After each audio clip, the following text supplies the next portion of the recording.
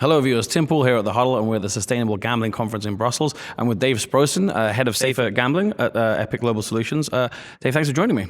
No, great to be here, Tim. Thanks for having me. I really enjoyed a conversation with your colleague Craig. Can you tell us, start off with a bit about your background? You've had experience in a safer gambling team for an operator for a long time. Yeah, that's right. So been with Epic now for 3.5 years.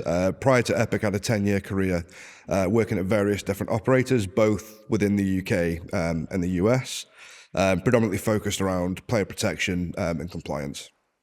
A question I've always wanted to ask, have asked, and maybe have never got an answer from someone who worked on, particularly in your team. When you have a player protection concern versus a financial, versus the trading team saying, like, Sure. how does that balance get resolved? Yeah, there always has to be some sort of balance or a tug of war. And one of the lessons that I was taught very early on from a mentor when I got into this industry was that any successful operator should never have a winning side. So it should never be compliance as one, and it never should be that commercial wins. It should always be that tug of war and the balance.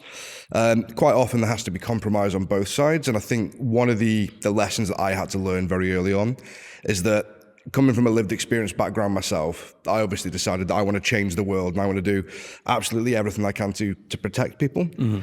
But at the same time, we can only have the impact that we have, and we can only protect the customers we have as long as we're a financially viable business. And so I had to learn to temper my expectations, have the changes that I can have, and count those small wins along the way. Mm-hmm. In terms of your lived experience, if it's okay, maybe could you walk us through a little bit of it, and also why it's important, kind of in the role you're in today? Sure. So my lived experience is probably a little bit different than those that work at the rest of Epic. So there's just over 50 of us now, and over 50% of us within Epic are a lived experience of gambling, harm, and addiction. Mine predominantly came through the avenue of loot boxes within video games. Mm-hmm. So, a niche area, even within a niche. And not all of the gambling was done through loot boxes, but 90% was. And so for me, I got into the gambling industry because a cousin of mine who already worked in the industry, having heard about my experience of what I'd gone through. At the time, I didn't know I had a gambling addiction. I thought that I was a young man of 20 years old who was just really bad with money, was kind of how it was. I didn't join the dots between loot boxes and gambling at that time. And I think regulation-wise, there's still a lot of countries, the UK included, that hasn't made those things. And so I got into the industry really after she kind of said to me, look, if you remove the product and you just look at the behaviors that you're going through, what you're doing is you're gambling an amount of money for an undetermined outcome, hoping for these big prizes, but that's not the reality of what you get. It's very similar to that of a slot machine. Mm-hmm. So if you remove the skins of what that looks like and just look at the mechanics, they're almost one and the same. And so she really talked me into, if you want to have a real impact, why don't you come somewhere like here, come and work in the industry where you can help use your lived experience and use the experience that you've got to really make a difference. And so I kind of got into the industry, and very soon on, the operator I was working for at the time kind of recognized that lived experience was a strength, whereas I think previously it was something that people would kind of see and the industry would shy away from and not want it to be associated with. They kind of really saw it as a powerful tool to say, right, well, what can we do to make sure that more people like you, or we don't create more people like you? Mm-hmm. Really interesting. A couple of questions I'm going to approach from different sides, and this next one I'm almost wary myself critical here. I don't want it to come across again as too pro industry or anything like that. But sure. Lived experience, I think we've seen today, even from the panels and from your colleague and from yourself, what's been said. I think I've learned individual things from today, seen how powerful it is, and the idea of it perhaps lived experience working with AI as an even better tool. But when it comes to the emotion, and as you say, the industry maybe has shied away in the past for different reasons. When emotion comes to play, and for example, we have, and this is where I'm careful with my language. I don't want to be like, sure, lobbying for the industry, but critics of gambling who kind of say all gambling should be banned or anything like that, and they're spurred on by lived experience, maybe someone they knew or their own experiences. You can see why they're doing it, but is that a bad mix that kind of, at the end of the day, policy and regulation and emotion, can they mix? Is it not a good mix? Yeah, it's a really good question. I think it's one that we're still trying to find the answer to. I think I can only talk from my experience, and that's that I've only ever been able to provide benefits to mitigating harm. That's not to say that I don't fully understand why some people might still hold resentment or anger towards the industry. But the key thing that I always try and put forward, and I think most people that are in active recovery, one of the first steps of recovery is taking ownership of your own actions. And so I had to sit there, and again, not to be, apologetic to the industry, but it was myself that chose to buy those loot boxes, or myself that chose to deposit on those gambling accounts.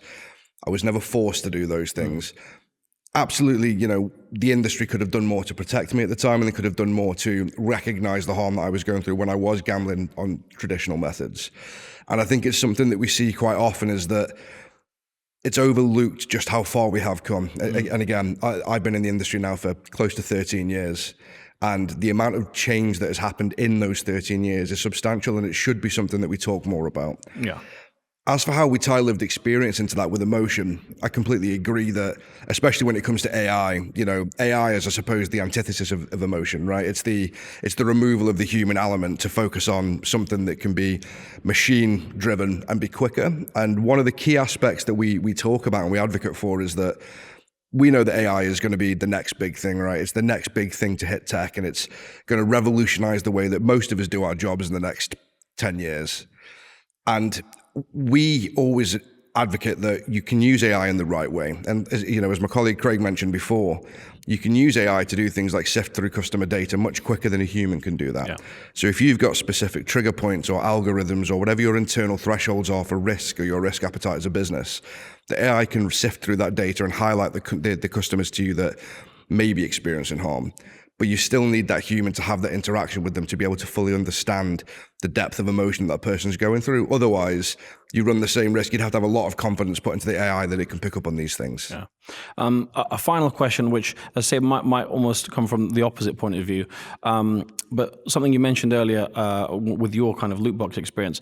Generally, with conversations with players, this might even be more of a question or an answer for players and better themselves. But I think it's very easy to look at amounts lost. Sure. And what I see with friends or maybe even myself, I might think, oh, this weekend I won a fair bit, so it's fine. But I think is it the level of play, regardless of win or loss, that is the more important measure?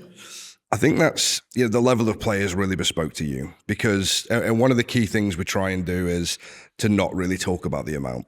Mm-hmm. And the reason for that really is there's a few reasons, but the main one is that what's a large amount to me might be nothing to you, or could be substantially more than to you. And so when we talk about amounts of money, and let's just say, I can say confidently that with the amount of money that I lost in my gambling time was around £12,000 to £14,000, which for me at the time, I was on a job only earning about £18,000. I had a baby on the way that was due within 9 months. And for me, that £12,000 was everything. It had cleaned out my bank accounts. I'd maxed credit cards. I'd had payday loans. I'd stolen money that was meant to buy the things for the baby when the baby was born.